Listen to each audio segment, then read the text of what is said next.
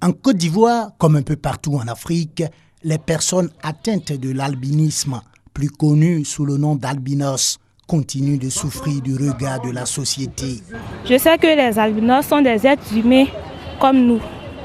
Bon, ils ont un teint un peu différent. Ils sont un peu marginalisés dans la société à cause de leur teint. Je le vois, mais vraiment, je me suis approché d'un albinos, mais vraiment, sa manière de vue, j'essayais de lui poser des questions, bon, ça l'a énervé. Tout ce que je voulais savoir, c'est tache-tache qui est dessus, c'est quoi qui provoque ça. Donc un coup, bon, il s'est énervé. Bon, j'essayais de le... Je suis allé envers lui encore pour le convaincre un peu, pour essayer de le blaguer. Je vois que bon, ces mots-là, vraiment, ça l'a choqué.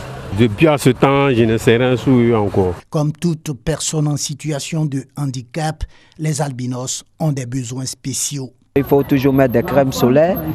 Il faut aussi porter des lunettes ophtalmologiques ou des verres protecteurs contre le soleil. Et cela fait une particularité parce que la vue n'est pas comme pour les autres. La personne albinos voit en moyenne sur 3 sur 10. Donc déjà, c'est une barrière. Et aussi, comme j'avais dit, le problème récurrent, c'est la peau aussi. Donc c'est ces deux particularités qu'une personne albinos a. En plus de cette situation déjà difficile, les albinos doivent affronter les préjugés dont ils sont victimes. Le regard des autres, ça c'est récurrent. On ne peut pas faire une journée sans confronter ce problème. Des gens qui vous crachent quand ils vous voient, des gens qui vous fuient, des gens dans le véhicule de transport commun qui changent de place quand ils vous voient, ou bien qui ont peur de s'asseoir sous prétexte que peut-être tu vas leur contaminer, ou bien on dit que si une personne albinos est assise à côté d'une femme enceinte, son enfant va devenir albinos. Donc ce préjugé fait qu'il y a des barrières qui existent.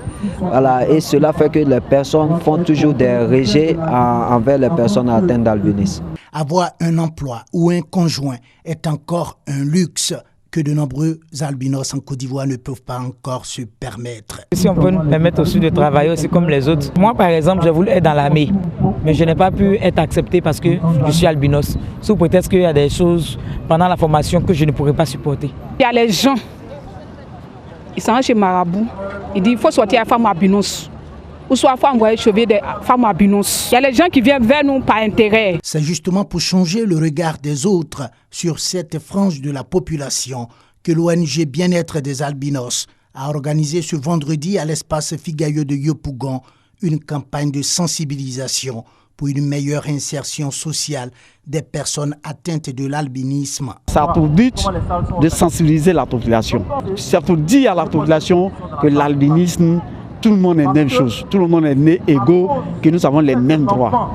En Côte d'Ivoire, nous avons des cas, même tout récemment, il y a un albinos qui a été, un petit albinos qui est hospitalisé actuellement, qui a été sodomisé par une personne, soit disant que il était à la recherche d'un pouvoir bénéfique. La Côte d'Ivoire a déjà voté des lois et ratifié des conventions qui devraient protéger les albinos, comme toutes les personnes en situation de handicap. Seulement les habitudes ont la peau dure.